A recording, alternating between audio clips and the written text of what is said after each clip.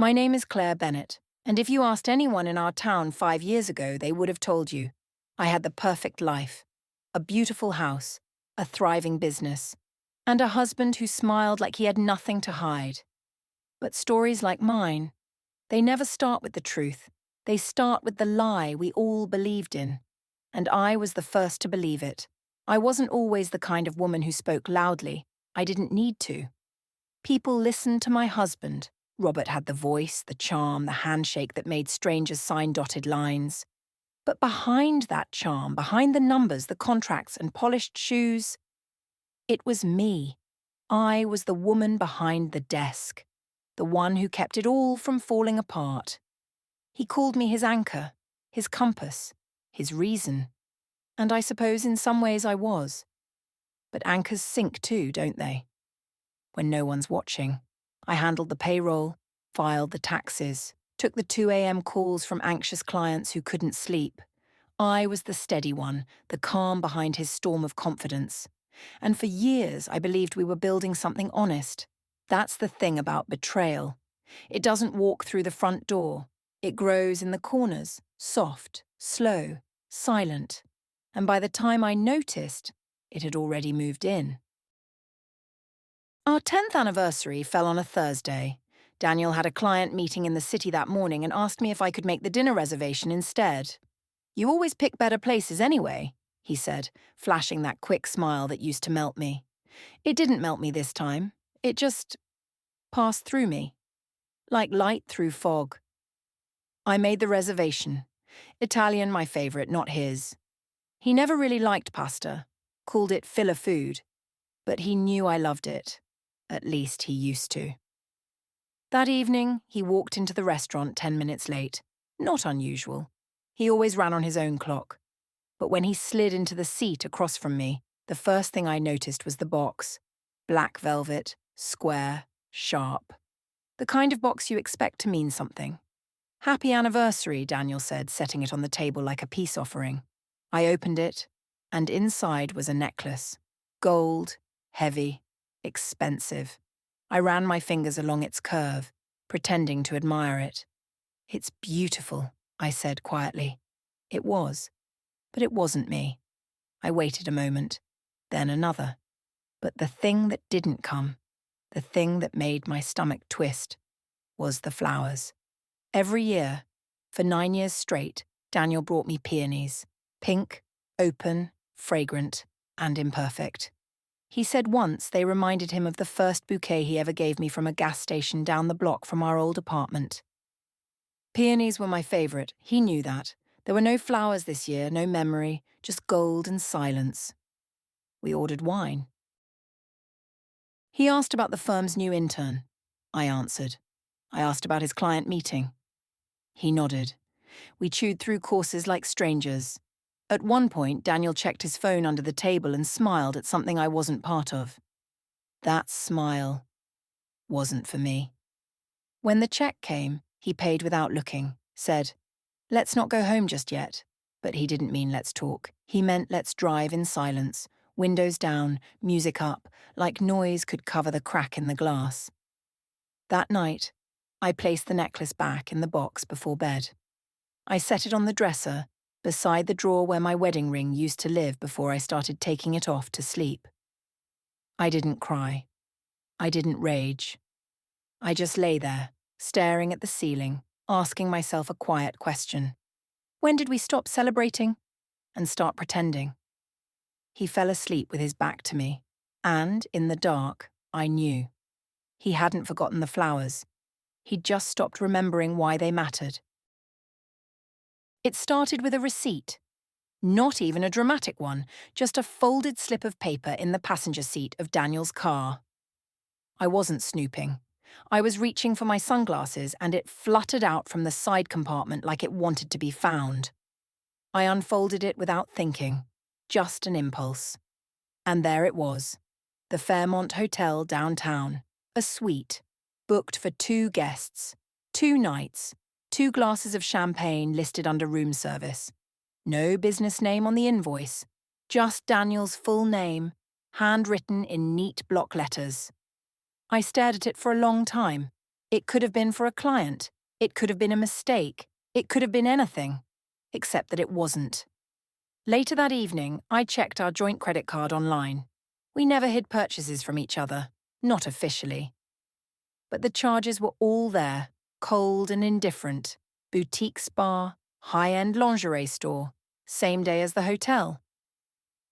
2 days later, a jewelry purchase at a place I didn't recognize. I clicked the transaction. It was local. I drove past it on my way to work. I hadn't received anything in a velvet box since Christmas 2 years ago. The next day, Daniel mentioned he had a late meeting with some board members and kissed the top of my head like he always did. Like he thought I was still that woman behind the desk, still willing to believe every version of the truth he fed me. I didn't say a word. I waited until he left, then opened the laptop and pulled up the jewelry store's website. There it was. The bracelet, diamond and onyx, $600. The same one I'd seen on a woman's wrist at Daniel's conference party 3 weeks earlier. She'd brushed past me in the hallway with that too smooth smile and left a faint trail of his cologne behind her. I closed the laptop. I walked to the bathroom and looked at myself in the mirror. Really looked.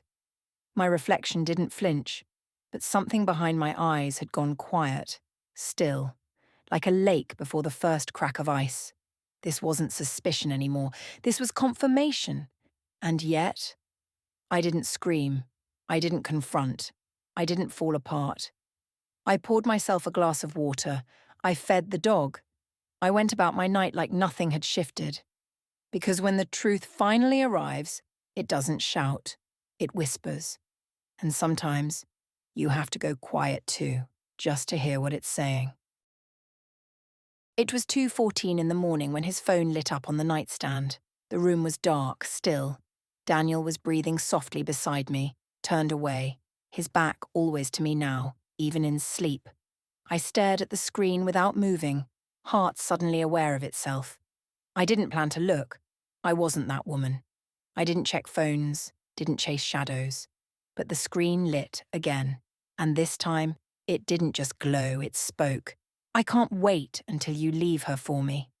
My body froze, not from surprise, but from the aching clarity that came with it. I reached out, slow, deliberate, like I was disarming something that might explode. My fingertips hovered, then tapped. The phone wasn't locked. I held my breath, half hoping it would lock itself, that I'd be spared from what I already knew. But it opened. Just like that, like it was ready to confess. The message was from a contact named Jay, a woman, blonde, smiling in the photo like she had something to celebrate, and she did, didn't she? I opened the thread. There were dozens, weeks worth, pictures, voice notes, inside jokes, screenshots of flights she wanted them to take together, memes about annoying wives, him calling me a phase he's grown out of. My hands were steady, but my lungs weren't. I felt something unraveling in my chest, long and slow like thread pulled from a seam you didn't know was loose. I scrolled. I read.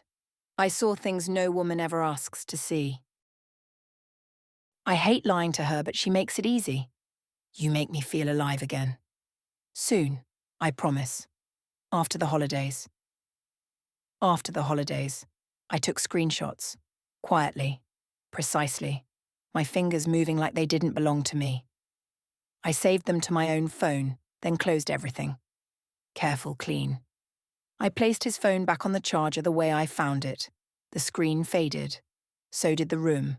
I lay there in the dark, staring at the ceiling. The silence wasn't empty. It was deafening. 1,000 thoughts pressed in, but I didn't cry. Not yet. There was something else inside me, older than pain. Something harder, older, wiser. He stirred beside me, murmured something, turned his face into the pillow. I watched him for a long time. My husband, my partner, my mistake. He called it love.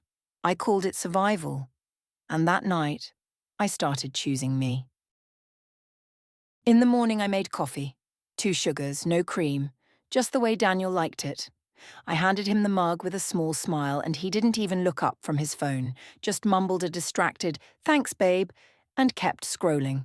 probably texting her, probably promising more lies.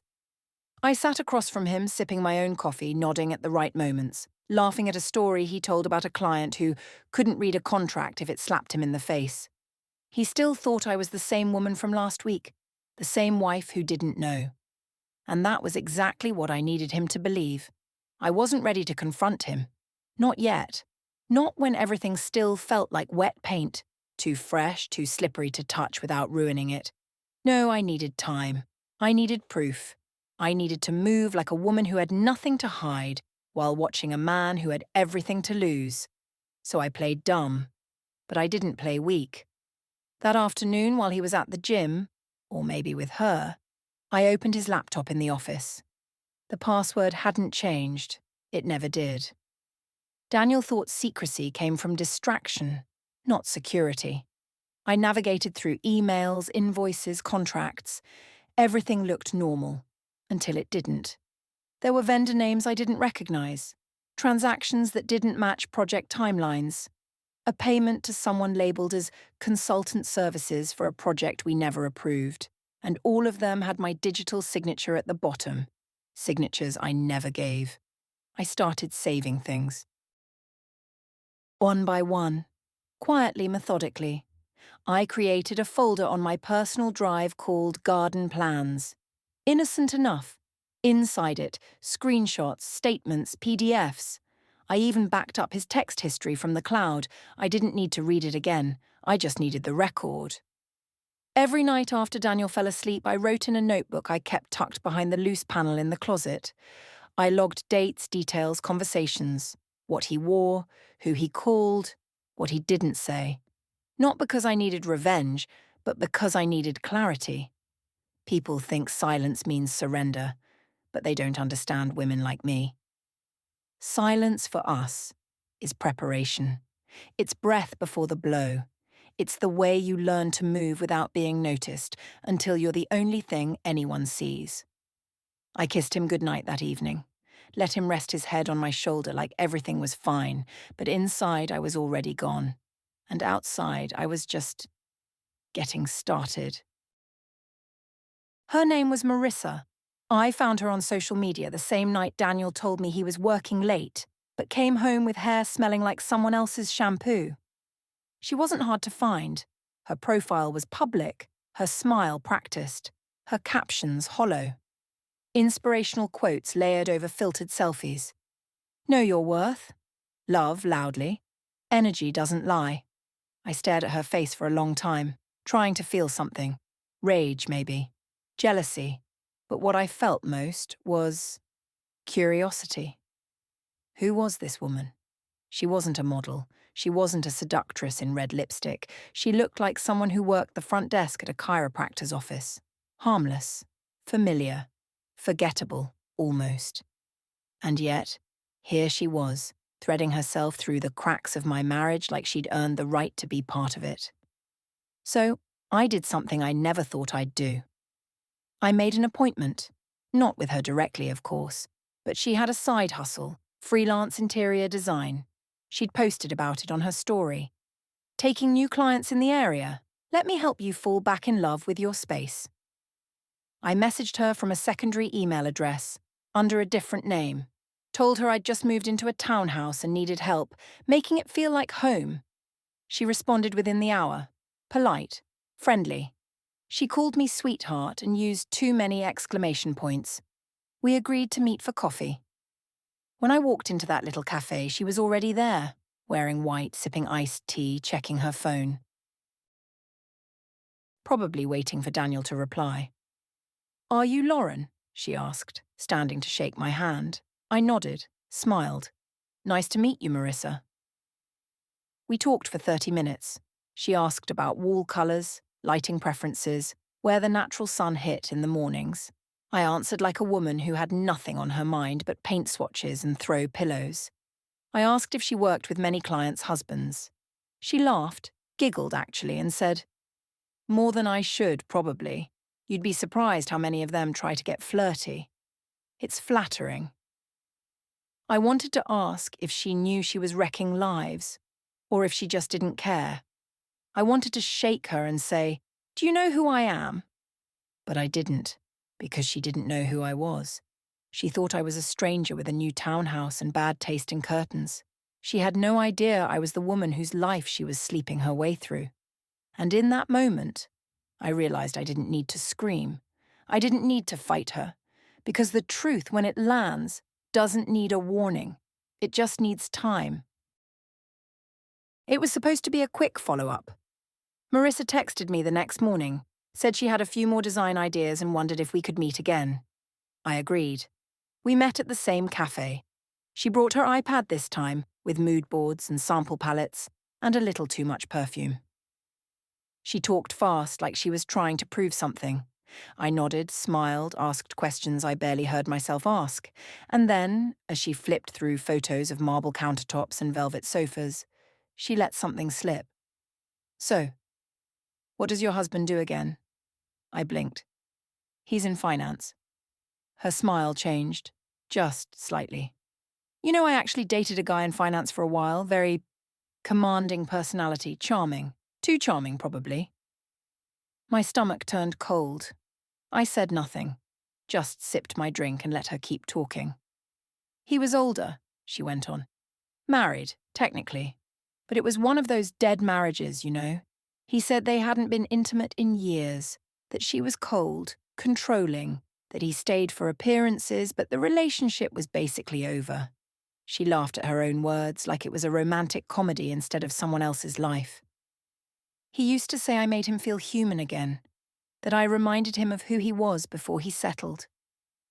I looked at her, really looked, and for the first time, I saw it.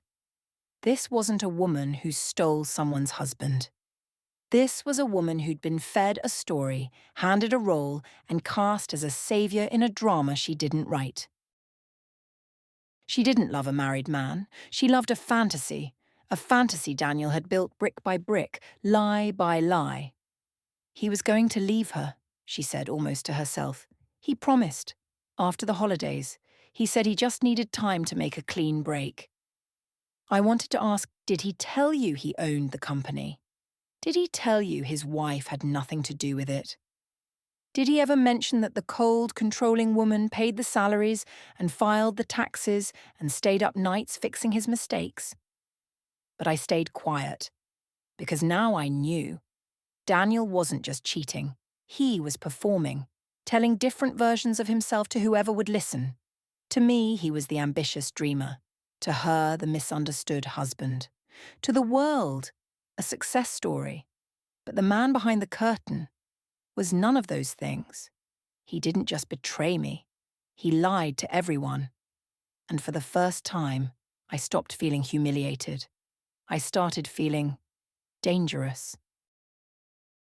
The thing about building something from the ground up, when it cracks, it doesn't shatter all at once. It groans, it warns you. The weight shifts and the walls lean, but you tell yourself it's just settling until the foundation starts to split. I was sitting in the office late one evening, alone, as usual. Daniel had a networking dinner, one of his favorite excuses. I was combing through vendor invoices, just doing what I always did. The boring, invisible work that made our business look polished on the outside. Payroll, billing, vendor renewals. And that's when I saw it. A wire transfer I didn't recognize. $5,000, labeled as a consulting fee for a firm we'd never used.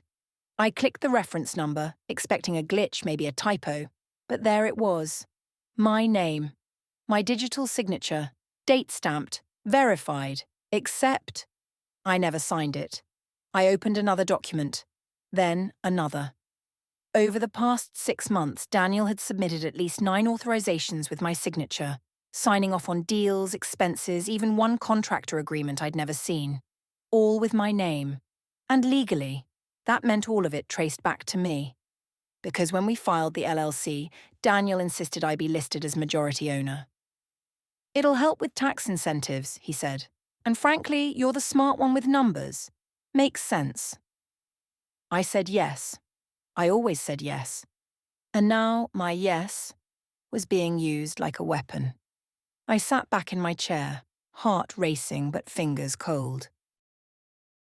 I remembered the notary appointment years ago, how proud I was to put my name on something that felt like ours, like we were building a life, a future. But what I'd really done was give him the keys, the cover, the perfect alibi. He could do whatever he wanted under my name, and if it ever blew up, I'd take the fall. That wasn't just betrayal, that was design. This wasn't a man who lost his way in love. This was a man who calculated every risk and counted on me never noticing. I stared at the glowing monitor in the dark, listening to the soft hum of the office lights. I felt something shift inside me, not a snap but a recentering, a quiet steel kind of rage, the kind that doesn't scream because it's already decided. Daniel didn't just lie to me, he used me, and I was done giving him that power. The next morning I opened the drawer at the back of my closet, the one I hadn't touched in over a year, and there it was, my father's watch. It was nothing fancy. No diamonds, no designer label. Just a simple silver wristwatch with a black leather band that had cracked along the edges from time. He wore it every day for 27 years. Said it reminded him to show up on time, for work, for his family, for his word. He gave it to me the day before I married Daniel. We were standing in the kitchen. He poured 2 cups of coffee, black for him, cream and cinnamon for me. The morning sun hit the countertop just right, and I remember how quiet the house felt, like it was holding its breath. "I don't have much to give you," he said, pulling the watch off his wrist and placing it gently into my hand. "But this helped me remember who I am on the days I didn't." I laughed then. "What makes you think I'll ever forget who I am?" He just looked at me for a long time and said nothing. Now, years later, I sat cross-legged on the closet floor, holding that same watch like it might pulse in my palm. The weight of it felt different, heavier, like it had soaked up every silent dinner, every fake apology, every time I swallowed my voice for the sake of peace. I pressed it to my chest. I wasn't this woman when I married Daniel. Back then, I was bold, sharp, restless in the best way. I asked questions that made men uncomfortable and spoke truths that made rooms shift. Daniel used to tell me I had fire in my blood. He said it like a compliment, later like a warning. But somewhere along the way, I quieted myself, smoothed the edges, made room for his ego. And I thought that was love, that bending was building. That compromise meant closeness, but it didn't. It meant disappearing. And now I could feel that fire again, waking up in my ribs, in my hands, in the corners of my mouth. I wasn't broken. I was remembering. I slipped the watch onto my wrist. It didn't quite fit anymore, but it sat there like a promise that I wouldn't flinch when the truth hit daylight, that I'd stand tall when it came time to speak, that I'd finish what I started. Because my father was right. Some days you forget who you are, and some days you reach out and take it back. His name was Leonard. We used to call him Lenny, back when we were all just getting started. Me, Daniel, and him in a 3-room office with hand-me-down chairs and a printer that jammed every other hour. Leonard was the first person we hired. He was careful, loyal, quiet in the way that made you trust him. We hadn't spoken in months. He'd moved on to a bigger firm across town 2 years ago. Better hours, better benefits. We said we were happy for him, and I suppose we were. But truthfully, I think Leonard saw something back then, and chose to leave before it swallowed him. I called him on a Tuesday. "Hey," I said, trying to keep my voice steady. "I need a favor, and I need you to promise not to ask too many questions." There was a long pause. "That bad?" he asked. "Worse?" We met at a diner on the edge of the city, somewhere no one would recognize us. He wore a grey sweater, glasses perched on the edge of his nose, and that same expression he always had when looking at numbers, wary like they might lie if you stared too long. I slid a flash drive across the table. I need you to review these transactions, quietly, off record. He didn't touch it, just looked at me. Does Daniel know? I shook my head. He sighed. You know I don't like getting between people. I'm not asking you to pick sides, I said softly. I'm asking you to tell me if I'm crazy, or if I've already lost everything and just don't know it yet. That changed something. He picked up the drive and tucked it into his coat without another word. 3 days passed. I didn't sleep much. My stomach knotted every time my phone buzzed, half expecting Daniel to somehow know, to somehow see through me. But Leonard called Friday afternoon. His voice was low, tense. I need to see you. Now. We met in his office, door locked, blinds down. He didn't waste time. There are inconsistencies across multiple vendor accounts, transfers routed through third-party contractors that don't exist, backdated approvals with your signature, but they're digitally manipulated. I felt my throat tighten. How much? At least 80,000. That I can trace. Silence. And Daniel, I asked. Leonard looked me in the eye. If he's not behind it, he's turning a blind eye. But from what I see, this isn't just financial sloppiness. I nodded once. No tears. No gasp. Just confirmation. The truth was finally rising to the surface. Document by document. Dollar by dollar. And Daniel had no idea the ground beneath him was starting to crack. By the end of the second week, Leonard had compiled a full report, detailed, color-coded, dated down to the hour. He handed it to me in a manila folder like it might catch fire in my hands. Sit down before you open that, he said. I didn't. I flipped through it, standing skimming line after line of stolen money dressed up as legitimate business. Consulting services, Axiom Edge. Performance bonuses, Mid-State Strategy. Hardware and IT support, Vault Core. All fake, all invoices generated through shell companies, all Daniel. The totals were worse than I'd imagined. $184,000. Gone. Funneled out slowly, quietly, over 14 months. Enough to avoid alarms, enough to look like operational flow to anyone who wasn't watching too closely. Which apparently included me. And the most nauseating part? Some of the accounts that funded these expenses belonged to clients, not strangers. People I'd spoken with. People who trusted us. Who trusted me. It wasn't just to cover his girlfriend's shopping habits, Leonard said. He's been siphoning money into personal accounts, vacation rentals, luxury car leases, an account in the Caymans. The Caymans. I let out a breath, sharp and dry. He built an escape plan, Leonard nodded. Looks that way. That night, I sat alone in our office, the report in my lap, the company name still embossed on the glass door like it meant something. Like it still had integrity. He had hollowed everything out from the inside, the clients, the books, the trust. He was playing dress-up in success while mortgaging the very ground we stood on. And the worst part wasn't even the money. It was the certainty that he'd planned it all out with me in the picture. As his shield, his signature, his insurance. Because who would ever suspect the quiet, loyal wife? Who would question the woman who smiled through the meetings and double-checked every receipt? Me. That's who. And now, finally, I had everything I needed. Not just suspicions, not just text messages or lipstick on his collar, but numbers, patterns, names, proof. Daniel thought he'd buried his secrets in spreadsheets and shell corporations. But I was the one who buried the seeds. I knew where to dig. And when I finished that report, closed the folder and locked it in my desk drawer, I didn't feel broken.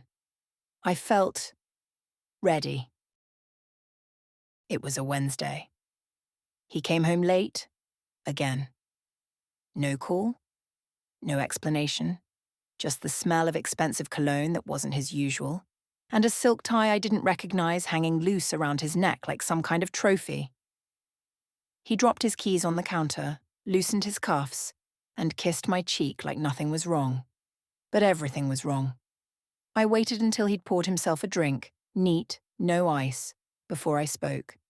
"Daniel," I said softly, my voice steady like I'd rehearsed it, because I had. "Are you sleeping with someone else?" He froze mid-sip. The pause was brief, but it cracked the air between us. Then he laughed, that short, dismissive kind of laugh he used when he wanted to feel taller than the truth. "What kind of question is that?" I didn't flinch. "A simple one." He rolled his eyes. "You're being paranoid." "I'm being direct." He took another sip. "You sound insane, you know that? Have you been talking to someone? Has Leonard been filling your head with nonsense?" I didn't answer. Instead, I watched him closely. Watched how he didn't ask why I was asking. Watched how quickly the defensiveness bubbled to the surface. That wasn't the reaction of an innocent man. That was a performance. A practiced one. "Do you think I'd risk everything we've built?" he continued. "Risk the company? Our reputation?" I said nothing, because he already had. He walked past me to the living room, muttering something about stress and pressure and how I was always looking for something to be upset about. I followed him. Quiet. Calm. "I'm not accusing you, Daniel," I said, leaning against the doorframe. "I'm asking if you're done pretending." That stopped him, just for a second. But then he waved his hand and said, "You need help." And I smiled. Not because I was amused, but because I finally understood the depth of his cowardice. He wasn't even brave enough to lie well. After he went upstairs, I opened the safe in the office. I pulled out everything I'd collected: contracts, bank statements, the flash drive Leonard gave me. I made 3 more copies. One for me, one for my attorney, one for the insurance investigator I hadn't contacted yet. I labeled them all the same way. In case he denies it. Because denial wasn't a defense anymore. It was just confirmation in disguise. The recorder was small, no bigger than a lipstick tube. Leonard handed it to me in the parking lot one night, his face pale in the moonlight, his voice low like we were doing something illegal. "You're sure you want to do this?" he asked. "I'm past wanting," I said. "I need to know what he says when no one's watching." I planted it the next morning, tucked behind the fake ficus in the corner of Daniel's office, angled just right to catch his voice during meetings. I didn't feel guilty, not even a little, because trust, once broken, doesn't owe anyone privacy.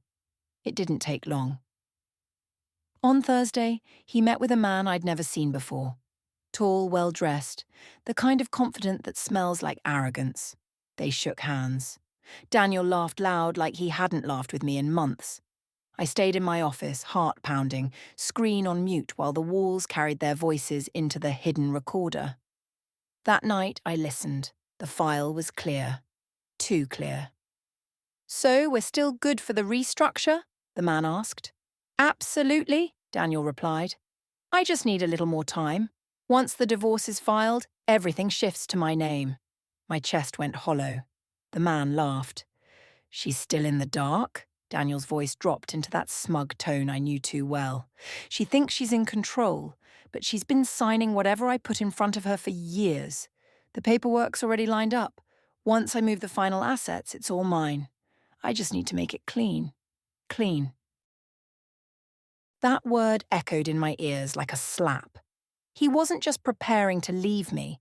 He was preparing to erase me, to siphon the company, the house, everything we'd built, and leave me holding the shell. I pressed pause. I sat there in the dark, alone with my thoughts and the truth, vibrating through my headphones like static wrapped in silk. And the thing that hit hardest wasn't the betrayal. It was the precision, the calculation. Daniel didn't stumble into an affair. He drafted an exit plan, a clean cut, a version of the future that didn't include me at all, except on paper. But now I had his voice. Now I had more than documents. I had intention. And that's when I knew. I wasn't documenting anymore. I was building a case. The house smelled like cinnamon and wine and all the things that used to mean comfort. Christmas music played softly from a Bluetooth speaker in the corner. Daniel's mother wore a red silk blouse and told me For the third time that evening, how radiant I looked. I thanked her, smiled, tucked a strand of hair behind my ear. No one noticed my hands were shaking. Daniel was holding court in the living room, glass of Merlot in one hand, the other tucked into the pocket of his blazer, like he'd just closed $1 million deal. His sister laughed too hard at something he said. His father clapped him on the back and said he was proud. "You've built something real, son, the right way." I said nothing. I sat at the edge of the couch, legs crossed, polite smile fixed like armor, watching, listening. The lies swirled around me like tinsel, bright, distracting, meant to dazzle, and in my purse, beneath a compact and a tube of lipstick I didn't need, was an envelope, cream paper, sealed with a single strip of tape. Inside, a flash drive and a printed transcript from the office recording. Names, dates, numbers, voices, everything. I had debated whether to bring it at all, but then I saw Daniel kiss his niece on the forehead and say, "Always protect what you build," and I felt something in my throat harden. Dinner was served: roast beef, sweet potatoes, wine that never stopped pouring. His mother toasted to family, and Daniel stood to make a speech. Of course he did. He talked about sacrifice, about how far we've come. He glanced at me and said, "None of it would have been possible without this woman by my side." There were tears in his mother's eyes. Someone actually clapped, and I smiled. Not wide, not warm, just enough. Because I knew what none of them did, that the truth was already in the room, that it was sitting in my bag, waiting, that the clock was ticking not just on the evening, but on the story he'd built around himself like armor. After dessert, his father turned to me and said, "You should be proud, sweetheart. Daniel's made quite the life for you both." I looked him in the eye. "Oh," I said, my voice soft, almost kind. "I am proud. Just not for the reasons you think." He chuckled, not understanding. But he would. Very soon. He would.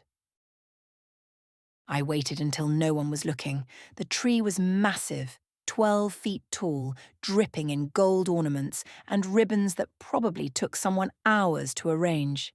Daniel's mother prided herself on presentation. Everything always had to be perfect, from the angel on top to the matching name tags tied to every gift with satin bows. I knelt down slowly, carefully, pretending to adjust one of the wrapped boxes near the back. My fingers slid the envelope between two gift bags, just enough to be visible, not enough to draw attention. Yet. I placed it right beneath the lowest branch, tucked into shadow but not hidden. It was addressed in dark ink. To the Peterson family. From the wife you forgot. No ribbon, no tag, no disguise. Just truth, sealed tight inside a quiet envelope. Inside was the flash drive, with every file, every statement, every voice note. Attached to it was a letter, printed and folded in thirds, signed with my full name. It didn't rant.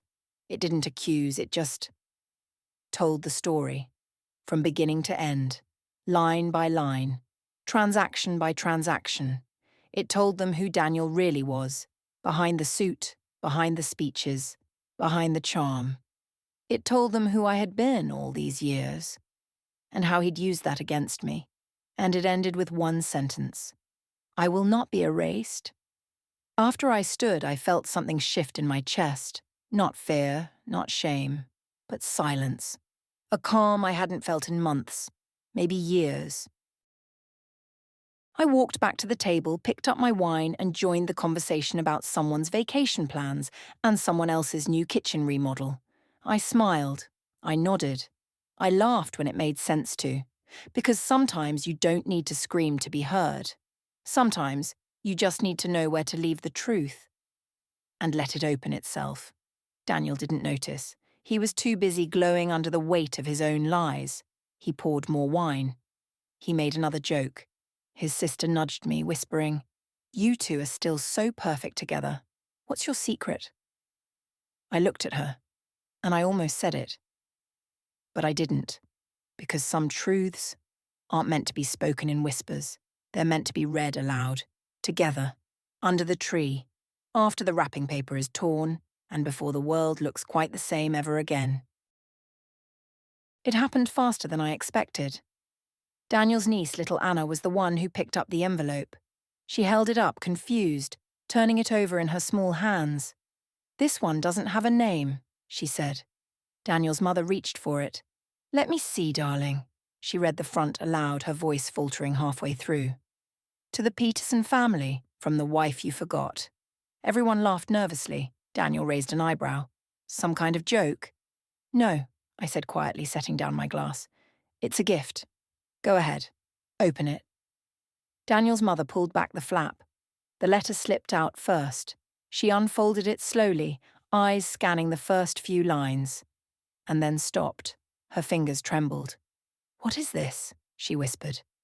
His father took it from her, reading over her shoulder. The room started to shift. Conversations trailed off. Chairs creaked. Someone turned down the music. Then the flash drive fell into Daniel's mother's lap. Daniel stood. "What the hell is this, Emma?" I didn't move. "Play it," I said. Harold, Daniel's father, walked to his laptop, inserted the drive with shaking hands. The screen lit up, the files loaded. No one breathed. He opened the audio file labelled Office December 14th. Daniel's voice filled the room. "Once the divorce is filed, everything shifts to my name." Gasps. Daniel lunged forward, reaching for the laptop. "Turn that off!" But Harold held out his arm like a shield. "No." The room, this beautiful, curated, expensive room, went dead quiet. More files opened, bank transfers, vendor invoices, contracts signed with my name, transactions rerouted, fake companies. Daniel spun toward me, his face flushed with fury. "You planned this? Here?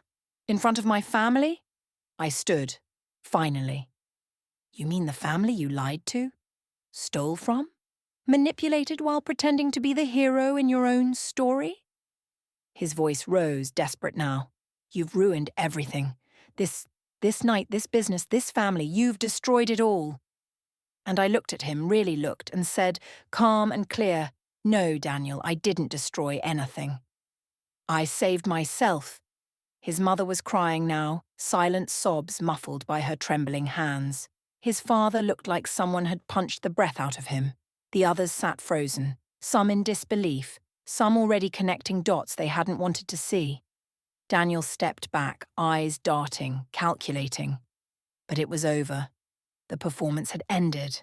And truth, undeniable, documented and spoken in his own voice, was louder than his rage could ever be. Daniel stammered something about context, about misunderstandings and temporary transfers and managing liabilities. His voice cracked mid-sentence. He looked smaller somehow, less like a man and more like the shell of one. "No one's perfect," he said, looking around the room, searching for even one sympathetic face. "You think I'm the only one who's ever made a mistake? Come on. We've all done what we had to do to get ahead. I was protecting the company." No one responded. Daniel turned to his father. "Dad, you know how hard I've worked." But Harold didn't look at him. He was staring at the screen like it was a grave. Daniel's sister stepped back from him like he might be contagious. His mother wouldn't lift her head. No one said a word. The silence was damning. He turned back to me, eyes wild now, voice rising like a drowning man grabbing for air. "She set me up. She's twisting everything, manipulating you all to make herself look like some victim." Still, I said nothing. He pointed. "You really want to believe she didn't know, that she wasn't part of it all along? She signed everything." I didn't flinch. I didn't defend. Because I didn't have to. The proof had already spoken louder than I ever could. He took a step toward me. "Emma, we can fix this." I held up a hand. That stopped him cold. I reached into my purse, pulled out a second envelope, and placed it on the coffee table. "This one's for your attorney," I said. "It includes a detailed summary of everything I'm entitled to. I've already contacted the board. Your access to the company's finances will be suspended by morning." He stared at the envelope like it had bitten him.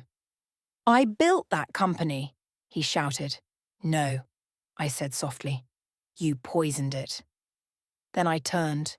I walked to the hallway past the garland-wrapped banister, past the family photos he'd used like wallpaper to decorate the lie. No one tried to stop me. In fact, they all watched, every one of them, eyes wide, silent, like something sacred had just shifted in the room and none of them knew how to move anymore. My heels clicked softly on the wood floor. The house smelled like cinnamon again, but it was different now, burned, bitter. At the door, I paused, just long enough to breathe. Not for him, for me.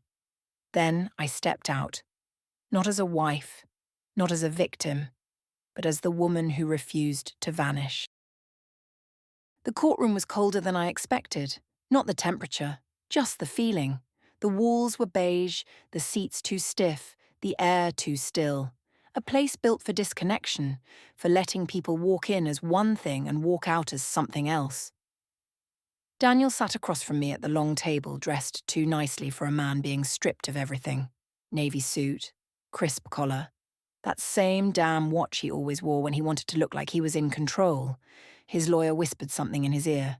He nodded, but his eyes never left me. I didn't give him the same courtesy. I looked straight ahead, hands folded, documents ready. The judge shuffled papers, glanced at the clock, asked a few procedural questions I barely heard. Then Daniel spoke. "I don't want this," he said, his voice just above a whisper. "Emma, we don't have to do this. Not like this." I didn't blink. "We can fix it," he went on. "The money, the company, none of that means anything without you. We can rebuild." His lawyer looked down, already defeated. Even he didn't believe the performance anymore. "You made your point," Daniel said, voice shaking now. "Okay, you showed them. But can't we just come back from it?" I turned to face him, really face him for the first time in weeks. He looked tired, smaller than I remembered, like a man who thought the story would always bend back to him. "I'm not doing this to punish you," I said, voice calm, clear. "I'm doing it to end you. In my life. Emma, please. You already took everything." That stopped him, just like that, like I'd slapped the words across his face. His mouth opened, closed. No more speeches, no more lines. I reached for the pen. The divorce decree lay between us, official, final, sharp as glass. One signature, mine. I didn't hesitate. I signed. And for a moment, the world was still. No gavel slammed, no dramatic soundtrack, just the scratch of ink and the end of something that had once felt permanent. The judge nodded, said a few formal words, and just like that, it was done. Daniel looked at me like a man watching a ship disappear into the horizon, realizing too late he was never on board. I stood, gathered my bag, and walked out of that courtroom lighter, cleaner, whole. The first letter came 2 weeks after the court date. Thick envelope. No return address, but the handwriting was unmistakable. Neat. Controlled. Still trying to seem respectable even when everything had unraveled. I didn't open it. I didn't even hesitate. I slid it into a drawer next to a stack of takeout menus and a dried flower someone handed me at the farmer's market last weekend. It sat there, unopened, like a chapter I had no interest in rereading.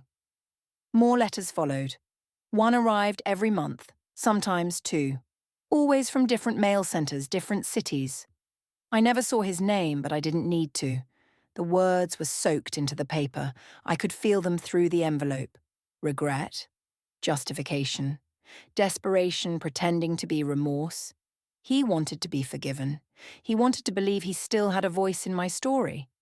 But I had stopped reading him long before the judge declared us done. By the time the fifth letter arrived, I was living in Charleston, a small apartment near the bay, 2 windows facing sunrise. No guest room, no shared closet. Just me and my quiet mornings. The air here tastes different. Less like memory, more like possibility. I work at a non-profit now. We help women navigate the financial fallout of domestic deception, hidden debt, stolen assets, the legal confusion left behind when trust gets weaponized. It's not glamorous. It's not easy. But every time I sit across from a woman with shaking hands and a voice full of shame, I get to say something I never thought I would. You're not alone, and you're not crazy. Some of them cry, some of them laugh through tears, some of them don't say anything at all, just sit there, slowly exhaling for the first time in years. I don't tell them everything about me. I don't need to. But sometimes, when I watch them walk out stronger than they came in, I think, maybe this was the reason. Maybe all of it, the lies, the betrayal, the unraveling, wasn't the end of my story. Maybe it was the spark. Daniel still writes. Or at least, he did. I stopped counting after the 12th envelope. They're all still unopened. I keep them in a box in the back of the closet, not because I'm holding on, but because I'm not afraid of them. Not anymore. Let him write. I have nothing left to say, and everything left to live. I used to think forgiveness was a gift you gave someone else, that it had to be earned, pleaded for, deserved, that it came with some kind of ceremony or closure, a perfect line in the sand where pain stopped and peace began. But that's not how it happened. There was no grand moment, no final conversation, no apology that made the past make sense. One morning I woke up and realized I didn't hate him anymore. I didn't wish him well. I didn't wish him harm. I simply let him go. Hate, as it turns out, is heavy. You carry it like a second spine. It sharpens your voice but dulls your soul.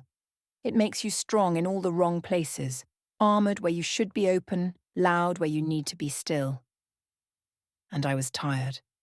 Tired of rehearsing pain. Tired of counting all the ways he broke me, all the things he stole that I'd already taken back. So I forgave him. Not because he asked, not because he deserved it, but because I did. Forgiveness, I've learned, isn't a gift for the guilty. It's a release for the survivor. It doesn't mean the past was okay. It means I refuse to let it live in my body anymore. It means the story is no longer stuck on the same chapter, replaying like a scratch on a record. It means I can breathe again, fully.